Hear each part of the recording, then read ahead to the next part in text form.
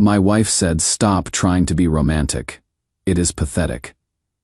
After I spent 3 hours cooking our anniversary dinner, I set down the wine and started blowing out every candle, one by one. Sarah called me crying at 2 a.m. 3 months later. "Please, Michael. I made a terrible mistake. I need you back. I cannot afford this without you." So I am Michael, 34 years old, married to Sarah, who is 31 for 5 years. She makes about $54,000 in marketing. I make $135,000 as a financial analyst. We live in a nice house in a decent suburb that I put the $95,000 down payment on. Last month was our 5th anniversary. I wanted to make it special since we had been going through a rough patch. Took the day off work, went to 3 different stores to get everything perfect. Spent 3 hours making herb-crusted salmon, which is her favorite, roasted asparagus, with garlic homemade chocolate souffle that took forever to get right. Got a bottle of that Pinot Noir. She loves that, costs $80. Set up maybe 30 candles throughout the dining room, got fresh white roses from the farmer's market. The whole room looked like something from a romance novel. I was genuinely excited. Thought maybe this would help us reconnect, you know. Sarah walks in around 7 p.m. with her sister Jessica and best friend Amanda. They were supposed to just drop by quickly before girls' night. I am putting the final touches on the table, lighting the last few candles, when I hear Sarah's laugh from the doorway. "Oh my God, Michael. Stop trying to be romantic. It is pathetic. You look desperate." The room went dead silent. Jessica's face went white, and she actually whispered Sarah like she couldn't believe what she had heard. Amanda wouldn't even look at me, just found something fascinating about her shoes, but something just broke in me during those 30 seconds. 5 years of marriage. And this is how she talks to me in front of people. "What are you doing?" Sarah asks, as I start methodically blowing out every single candle. "Stopping," I said, my voice weirdly calm as I gathered up the roses. "You just taught me something valuable.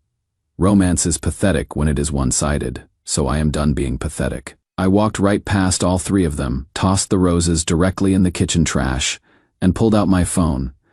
"We can eat like roommates from now on. Tony's Pizza or that Chinese place." Her face went through like 5 different expressions. Confusion, then annoyance, then this weird panic when she realized I wasn't playing whatever game she thought this was. She expected me to grovel, apologize, maybe get defensive. Instead, I had just stopped. Jessica grabbed her purse. "We should go." Amanda was already halfway to the door. After they left, Sarah tried the damage control routine. "Baby, I had such a stressful day at work. You know how I get when I am overwhelmed. I didn't mean it like that." "How did you mean it then?" You were being a lot. It felt like pressure." "Pressure to what?" "Acknowledge that your husband loves you." She couldn't answer that. I ordered pizza and ate it in the living room while she sat in the kitchen staring at the elaborate meal getting cold. Update 1: You guys blew up my messages asking for updates. Buckle up because it has been a wild month. Here is what Sarah didn't know about the man she just humiliated. I am literally a financial analyst specializing in forensic accounting. I track money flows, build fraud cases, and document everything for federal audits.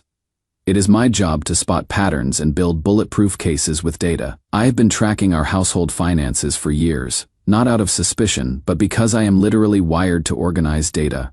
Every receipt saved, every expense categorized, every transaction logged. I have spreadsheets that would make a divorce attorney weep with joy. The numbers painted a crystal clear picture. I pay 81% of our shared expenses, which comes to $127,000 over 5 years. Sarah contributes 19%, which is $29,000 over 5 years. I have spent $52,400 on romantic gestures like flowers, surprise dates, weekend trips, jewelry, concerts. Sarah's romantic contributions over 5 years comes to exactly $0.00. After anniversary night, I went full Operation Roommate. Every shared expense gets split exactly 50-50. Documented in a shared Google Sheet with Venmo requests sent immediately. Week 1 was fascinating to watch. Sarah actually seemed relieved. I heard her on the phone with her mom. "He is finally chilling out and giving me some breathing room. It is so much better this way, Mom. Like, I can just exist without constantly being, I don't know, pursued." She said this loud enough for me to hear from the kitchen.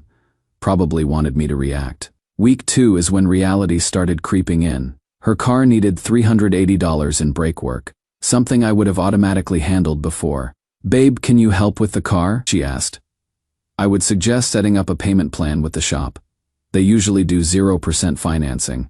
Her face was confused. "But you always handle car stuff." I handled car stuff when we were a team.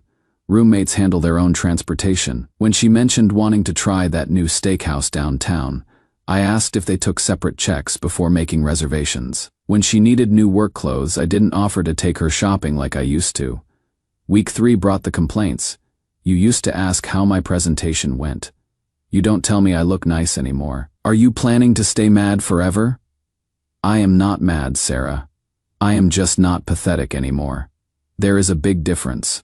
What is that supposed to mean? It means I am not going to beg for affection from someone who finds my affection pathetic. The woman who had gotten comfortable living off someone else's income was suddenly discovering what $54,000 actually covers after taxes and her personal expenses. Turns out, not much when you are used to a lifestyle subsidized by someone making 2.5 times more.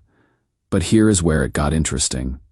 I started understanding Sarah's psychology better. Her dad walked out when she was 12, left her mom with 3 jobs and food stamps. Sarah used to tell me stories about wearing the same shoes until they fell apart, about pretending she wasn't hungry at school because there wasn't money for lunch. Maybe that is why she got so comfortable letting me handle everything financial. Maybe she was terrified of depending on someone who might leave. So she kept me at arm's length emotionally while enjoying the security I provided. Understanding it doesn't excuse 5 years of taking me for granted, but it explained the pattern. Update 2. The mask didn't just slip. It got ripped off and stomped on. This started when Sarah's coworker Emma reached out through Instagram. We had hung out as couples before, and Emma always seemed cool. Turns out she was doing me a solid. "Hey Michael, I hope this isn't weird, but I thought you should know what Sarah's been saying at work about your situation." Apparently Sarah had been painting a very different picture at the office. According to Sarah's version, I was financially abusing her by suddenly demanding she pay half of everything, and I was withholding affection and intimacy as punishment because she had asked for a little space in the relationship. Emma had been listening to this for weeks and finally couldn't take it. "I have seen how you guys are together. I have watched you pick up every single dinner check for years. I have seen Sarah Venmo request you for everything from coffee to groceries, and I have never once seen her plan something special for you, or even acknowledge the things you do." She continued, "Everyone at her office thinks you are some controlling psycho who is punishing his wife for speaking up." I couldn't stay quiet anymore. That is when I realized Sarah wasn't just ungrateful. She was actively rewriting our relationship history to make herself the victim of my suddenly reasonable expectations. So I did what any good forensic analyst does when presented with fraudulent claims. I built a comprehensive case. Thursday night, Sarah came home with her serious face on. "Michael, we need to talk. This has gone on long enough." She sat down at the kitchen table like she was about to conduct an intervention, clearly expected me to cave under pressure, apologize for my childish behavior, and return to our previous dynamic where I did everything, while she contributed nothing. Instead, I pulled out my laptop and opened the financial analysis I had prepared. "You are absolutely right, Sarah. We do need to talk. Let me show you some numbers." Her face immediately shifted. "I don't want to see your stupid spreadsheets. These aren't stupid spreadsheets. This is 5 years of our financial partnership documented with the same precision I use for federal fraud cases." I turned the screen toward her and walked through the data. Monthly expense breakdowns showing exactly who paid for what. Every romantic gesture I had made, documented with specific dates, locations, and costs. Her contributions versus mine across every category: household expenses, entertainment, gifts, travel, everything. In the past year alone, I spent $8,400 on romantic gestures, date nights at nice restaurants, surprise weekend trips, flowers delivered to your office, jewelry for your birthday concert tickets, that spa day for your promotion. $8,400 of my income dedicated to making you feel special and appreciated. Sarah was staring at the screen, her face getting redder by the second. "Now, Sarah, I want you to think carefully and answer this question. When was the last time you did something romantic for me? When was the last time you surprised me with anything? When was the last time you made me feel special or appreciated? The silence that followed was deafening because we both knew the honest answer was never. Not once in 5 years. I show love differently. She finally exploded, but her voice cracked. How exactly do you show love, Sarah? By accepting everything I do for you without any reciprocation whatsoever. By criticizing the way I express love while offering absolutely nothing in return. You are being ridiculous. You cannot just assign dollar amounts to love. You are right. Love isn't transactional, but effort is measurable, care is demonstrable, and according to this data, I have been in a one-person relationship for 5 years. I click to the next slide. Those romantic gestures you called pathetic in front of your friends. The ones that apparently made me look desperate. I have spent more money on making you feel loved than most people spend on a car. Stop it, she said, but her voice was getting shaky. How much have you spent making me feel loved in the same time period, Sarah? She couldn't answer because the number was 0, and we both knew it. You know what is actually pathetic, I continued. Calling someone desperate for loving you while contributing absolutely nothing to the relationship except criticism. That is when she completely lost it.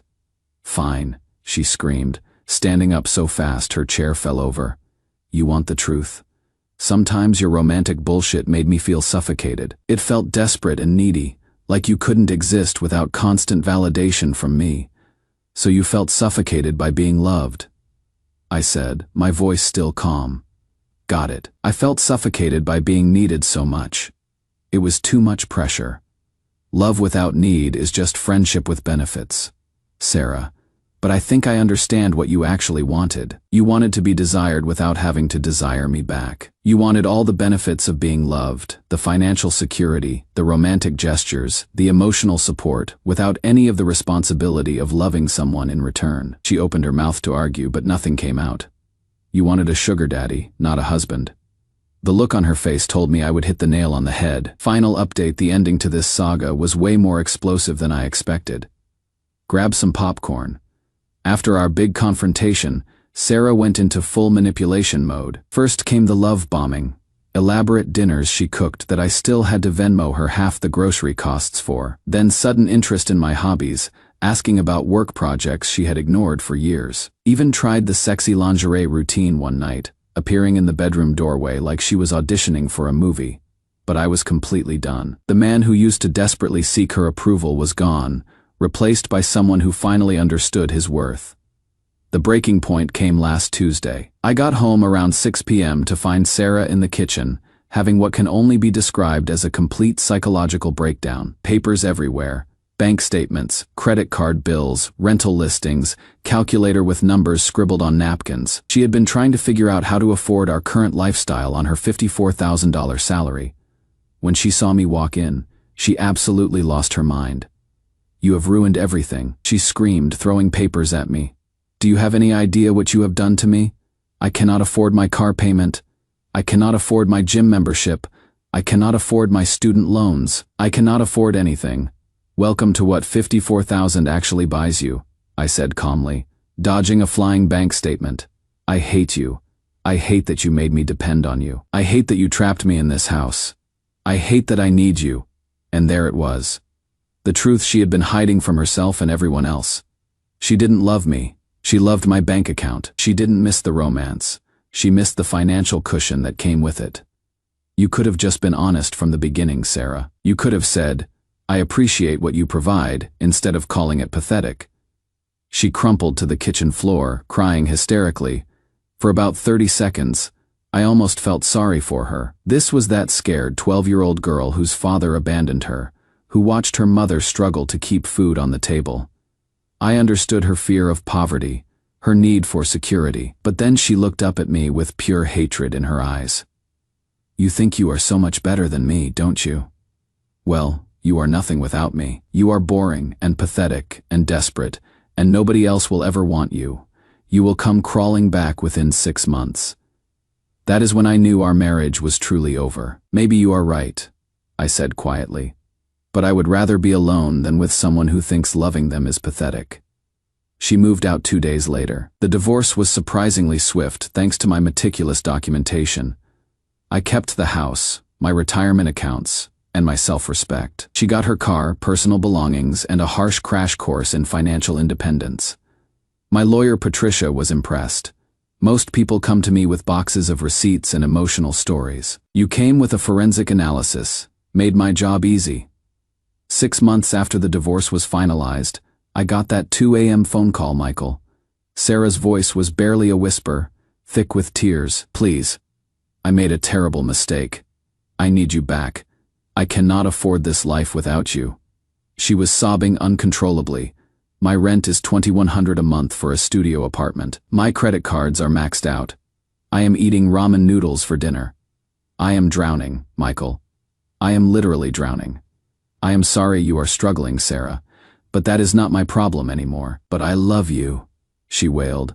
I have always loved you.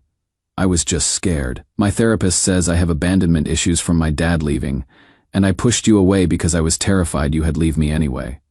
No, Sarah, you loved what I provided for you. There is a significant difference. That is not true. I love you. If that were true, you never would have called loving you pathetic. You never would have humiliated me in front of your friends. You never would have spent 5 years taking everything I gave while giving nothing back. More hysterical sobbing, please. I will change. I will do better. I will be more romantic. I will pay for dates. I will. Sarah, stop. You had 5 years to figure this out. You didn't want to change when you had everything. You only want to change now that you have nothing. I was wrong. I was so wrong. Yes, you were. But being wrong doesn't entitle you to forgiveness. Being sorry doesn't erase 5 years of taking me for granted. I hung up and blocked her number. Today I am with Katie, who is 29 and works in tech and makes good money. On our first date, she grabbed the check before I could and said, I asked you out, so dinner's on me. On our third date, she brought me flowers, sunflowers, because she remembered I mentioned liking them. She tells me I look handsome and actually means it. She has never once expected me to subsidize her lifestyle or made me feel pathetic for showing affection.